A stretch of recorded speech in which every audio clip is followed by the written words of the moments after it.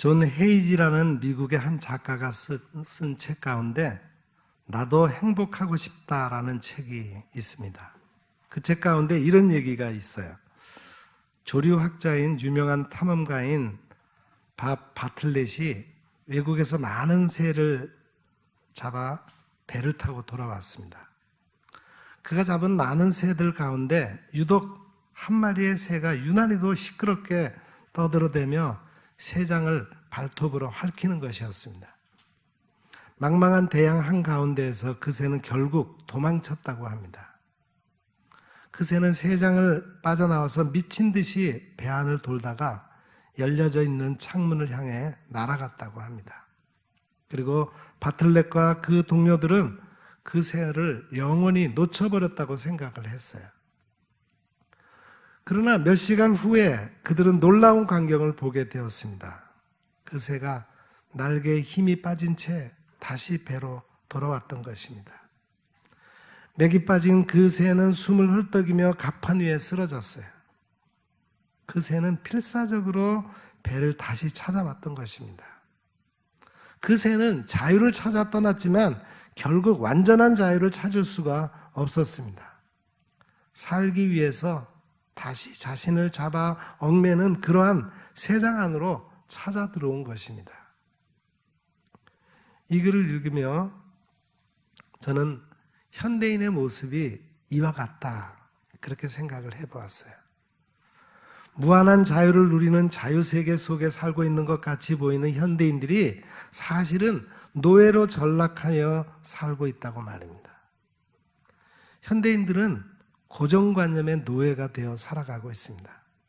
자기 자신이라는 존재의 노예가 되어 살아가고 있습니다.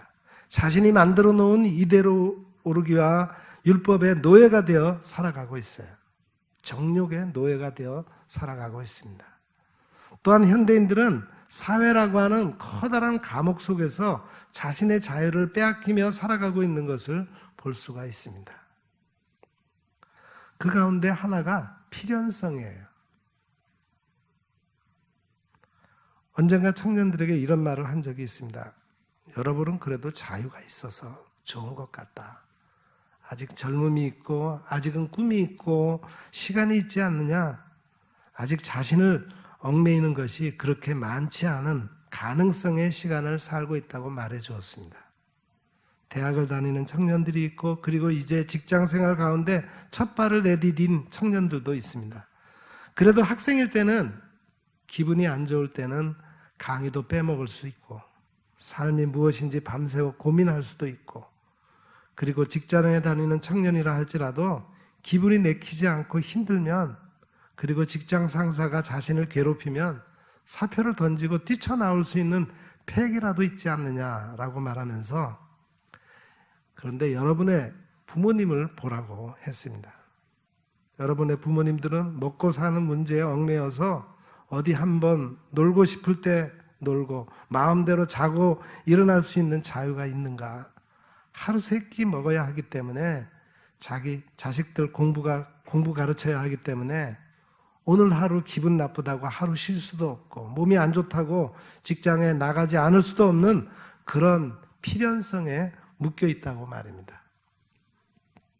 더구나 정리해고제라는 노동법이 생기는 바람에 이 시대의 가장들은 더욱더 바짝 긴장하지 않으면 안 되게 되었습니다.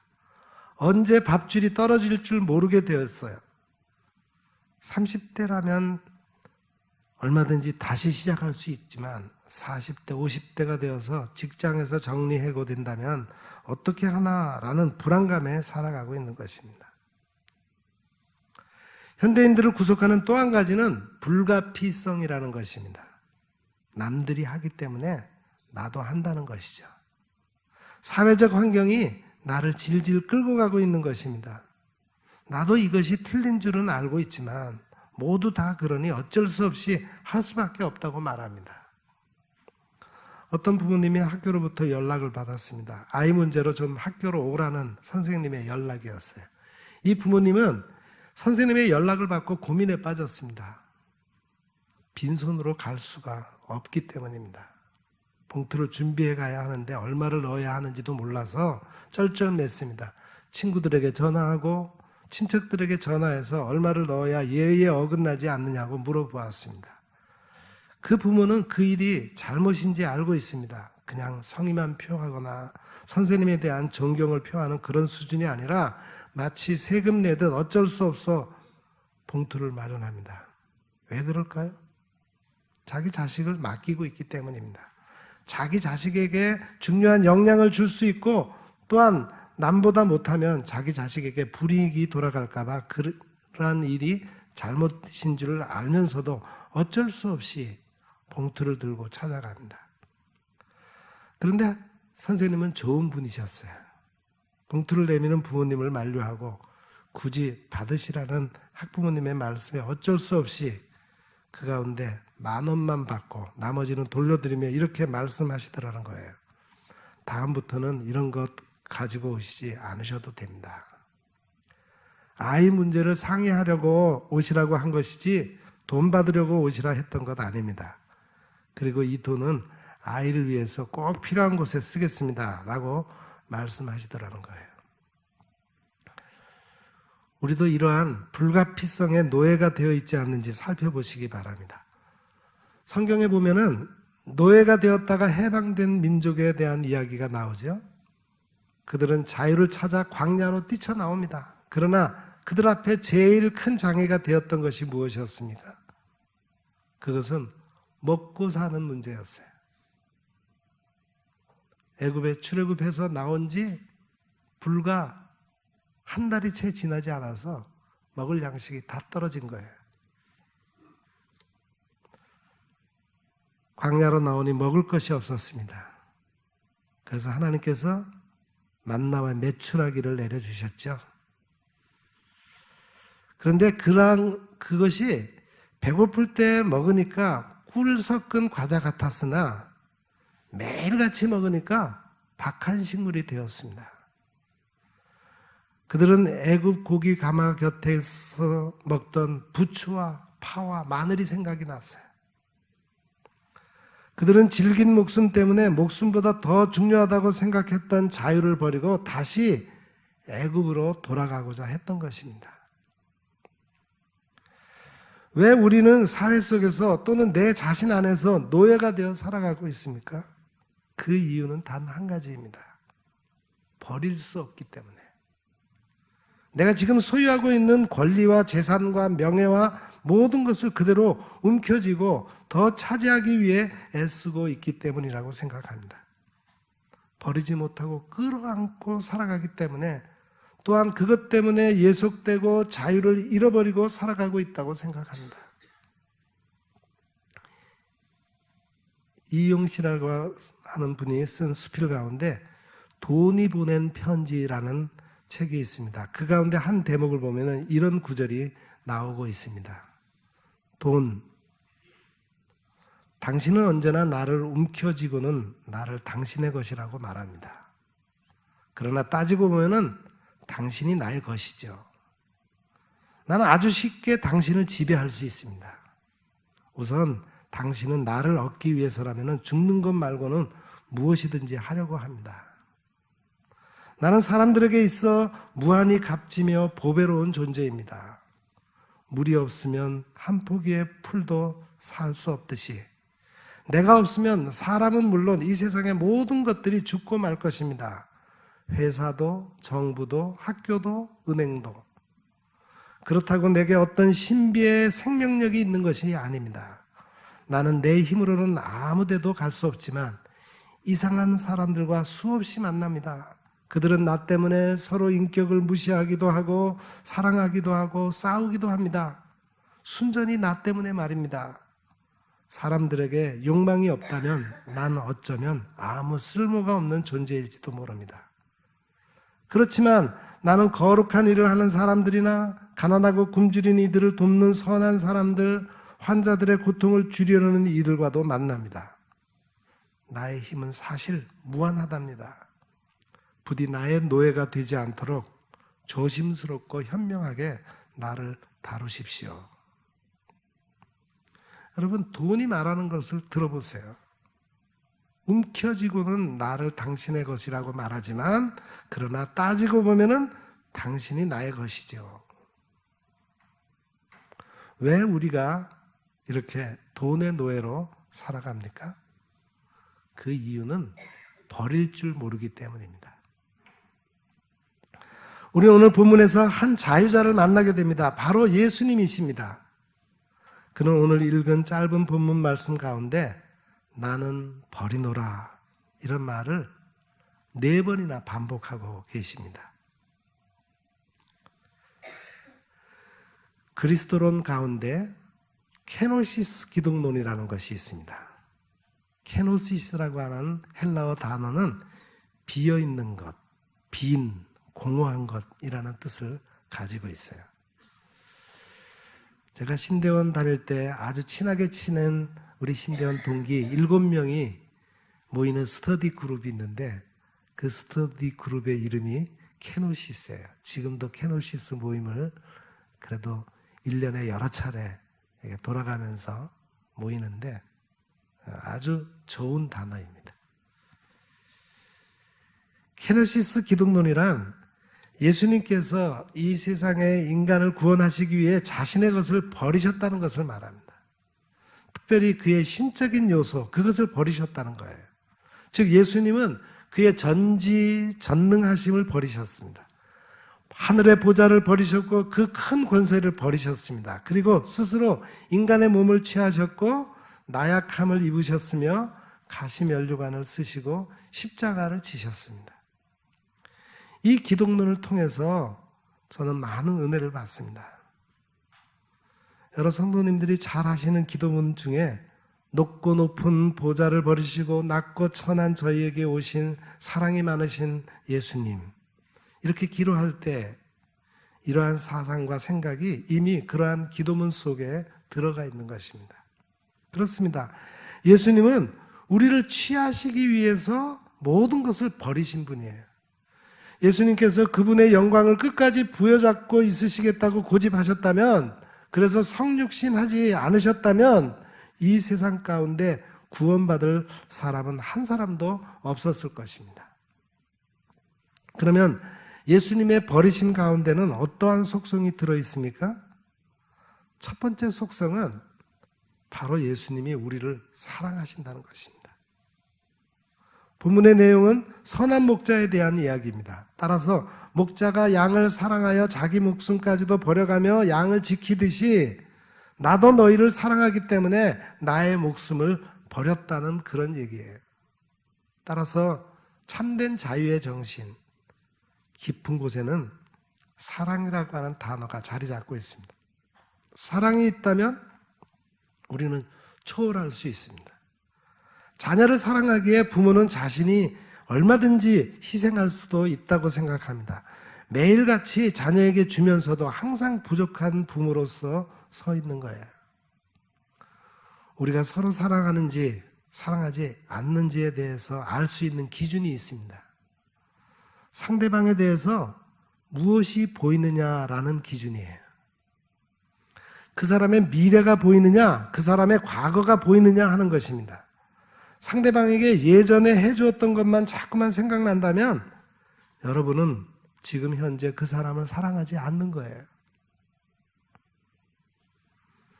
내가 얼마나 너를 위해 봉사했는데, 너를 얼마나 돌보아 주었는데, 내가 너를 어떻게 키웠는데 라는 말이 나온다면 사랑이 식었다는 증거입니다. 반대로 내가 너를 위해 앞으로 이것도 해주고 저것도 해주리라, 지금 부족한 것 이제 앞으로 모두 너를 위해 하겠다는 마음이 있다면 서로 간에 사랑이 있는 것입니다. 막 결혼을 앞둔 청춘 남녀는 서로를 위해서 아낌없이 내어줍니다. 그러나 권태기에 빠져있는 부부는 내가 얼마나 당신을 위해 주었는데 라는 말을 하면서 나를 사랑하지 않는다고 싸움을 합니다. 여러분의 교회 사랑은 어떻습니까? 봉사와 희생을 하면서도 부족함을 느끼며 나는 죄인입니다 라고 생각합니까? 아니면 과거에 내가 한 봉사만을 생각하며 내가 얼마나 이 교회를 위해서 봉사했는데 라고 말을 합니까? 여러분은 뜨거운 사랑을 하고 있는 신혼 부부입니까? 아니면 권태기에 접어들어 있는 부부입니까?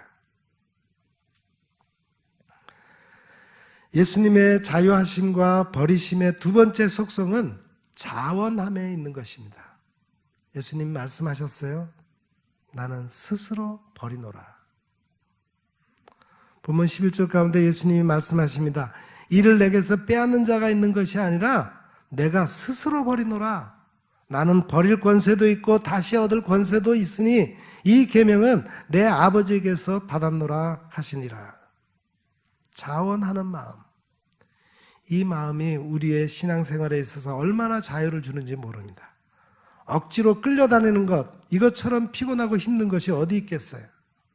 자원해서 할 때, 그때야 힘이 있고 자유함이 있고 힘든 것을 잊을 수가 있습니다.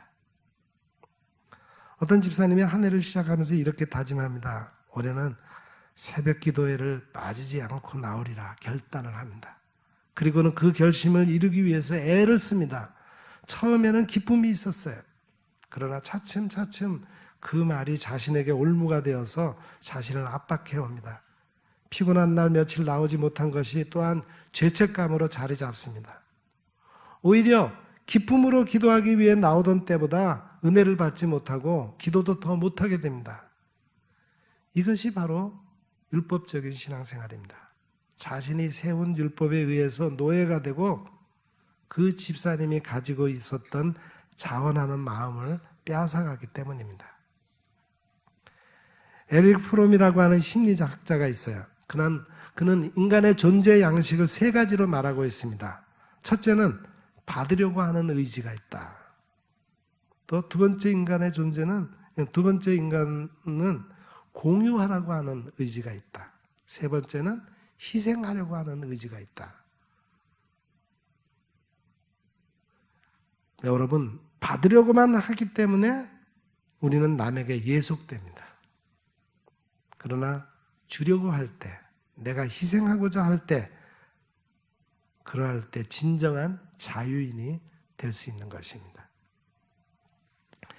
예수님의 자유함의 세 번째 속성은 목숨을 버리는 데 있었습니다. 여러분, 세상에서 가장 무서운 사람이 누군 줄 아세요? 저같이 안경 쓴 사람이 안경을 벗었을 때 보이는 것이 없기 때문입니다. 그런데 그것보다 더 무서운 것이 있는데 그것은 생명을 걸고 달려드는 사람이에요. 죽기 살기로 달려드는 사람 앞에서는 아무도 못 당합니다. 예수님은 죽음을 각오하고 이 세상 가운데 오신 분이십니다. 그래서 세상이 감당치 못했습니다. 예수 믿는 사람들도 세상이 감당치 못할 사람들입니다. 왜냐하면 부활을 믿기 때문입니다. 부활을 믿으니까 죽음이 두렵지 않은 거죠. 네. 이제 결론을 맺으려고 합니다. 현대인들은 누구나 어느 한 곳에 예속되어 살아갑니다. 그렇지 않으면 불안해서 살지 못하는 것이 현대인들이에요. 무엇인가 끊임없이 추구하며 미친 듯이 살아가지 않으면 안 되게 이 사회가 강요하고 있습니다. 그렇다면 무언가에 매여서 살아가야 한다면 우리 믿는 자들은 과연 무엇에 매여 살아가야 하겠습니까? 바로 예수님에게 구속되어 살아가야 합니다. 돈에 구속되지 말고 출세에 매여 살지 말고 예수님의 말씀에 매여 살아가야 한다는 것입니다. 그것에 참 자유가 있습니다. 예수님은 우리에게 자유를 주시는 분이시기 때문입니다. 세상의 것을 버리시고 예수님을 얻으시기 바랍니다. 욕심을 버리시고 자유함을 입으시기 바랍니다. 세상 영광 버리시고 낮아지시기 바랍니다. 미움과 갈등을 버리시고 서로 사랑하시기 바랍니다. 마태복음 16장 25절 말씀에 누구든지 제 목숨을 구원코자 하면 잃을 것이요 누구든지 나를 위하여 제 목숨을 잃으면 찾으리라 했습니다. 버리면 찾음을 당합니다. 이 원리가 바로 성경적 원리요, 이 원리가 소망의 핵심이 되는 것입니다. 다시 목숨을 받을 줄 아는 소망, 이 소망의 힘이 나를 스스로 버릴 수 있게 하는 원천이 되는 것입니다. 우리는 지금 예수 그리스도의 십자가와 그리고 무덤 뒤에 부활, 그리고 승천 세대 뒤에 있습니다. 이미 알고 있습니다. 십자가는 승천으로 가는 과정입니다. 우리는 이 부활의 소망을 보았고 이 부활의 소망은 십자가에서부터 출발됨을 알고 믿습니다. 예수님은 이렇게 말씀하십니다. 나는 버릴 권세도 있다. 그리고 다시 받을 권세도 있다. 우리는 이렇게 고백할 수 있습니다. 나는 버릴 자유도 있고 되받을 약속을 믿고 있다. 부활의 소망이 있는 사람들은 이 소망을 믿음에 스스로 버릴 수 있는 사람으로 살아갑니다. 여러분, 어쩌다 자식을 낳았으니 죽지 못해 양육하십니까? 나는 원치 않았지만 어쩔 수 없어 섬기십니까? 살다 보니 부딪혀서 부부가 되었기에 할 수 없이 살아주는 겁니까? 이 얼마나 불행한 인생입니까? 이 불가피성에 묶여 사는 사람, 자유 없는 노예의 삶을 사는 것입니다. 내가 사랑하는 자녀를 하나님으로부터 선물 받았기에 내 인생을 걸고 그를 사랑하고, 하나님께서 아내와 남편을 짝지어 주셨기에 내 생의 모두를 쏟아 그를 사랑하고, 나를 낳아주고 길러주신 아버지의 사랑과 어머니의 사랑이 있기에 나는 그에게 효를 다하는 기쁨을 누리는 삶. 이 삶은 바로 가장 흑자 인생이요 삶의 승리와 성공을 이룬 삶입니다. 선한 목자는 양들을 위해 목숨을 버린다고 했습니다. 목자는 양을 알고 양은 목자를 안다고 했습니다. 목자는 양들과의 관계가 긴밀하고 필연적인 관계였습니다.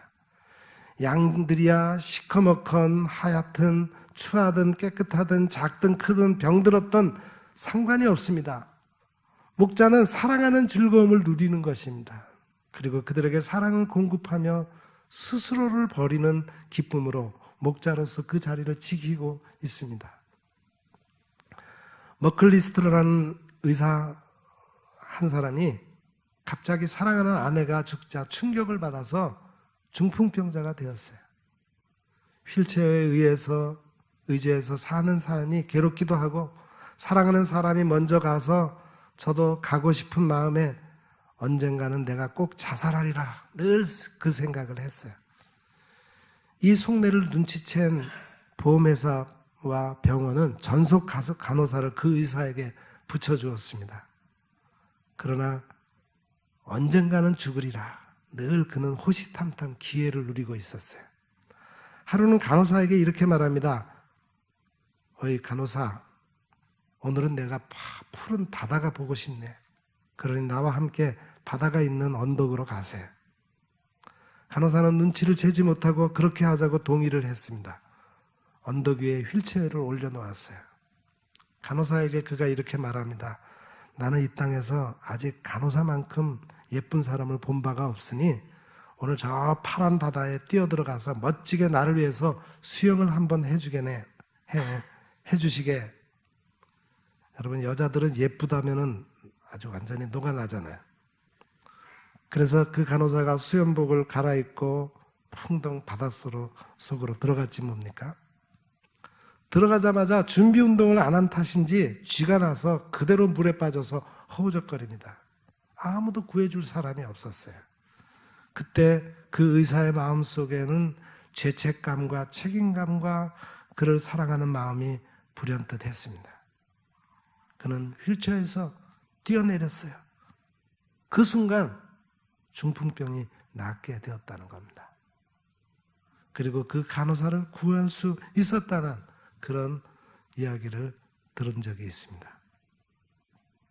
스스로를 버리는 사람, 여기에 우주적 기적이 나타나고 여기에 참다운 신비와 초월이 있는 것입니다. 바로 여기에 하나님의 손길과 하나님의 온유하신 역사가 함께하는 것입니다. 내가 스스로 버리노라, 이 주님의 말씀에 나도 스스로 버리노라 라고 하는 결단의 열매가 여러분의 영혼에 아름답게 맺히시기를 기원합니다. 기도하겠습니다. 사랑이 많으신 하나님 감사합니다. 이 시간 육체의 노예가 세상의 노예가 된 저희들의 자화상을 보았습니다. 세상에 속한 저희들의 욕심을 발견했습니다. 하나님, 이 시간 우리를 자유하게 해 주옵소서.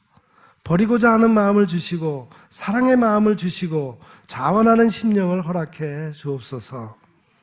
목자 되신 예수님의 품 안에서 참 자유를 누리고 다시는 종의 멍에를 매지 않도록 인도해 주옵소서.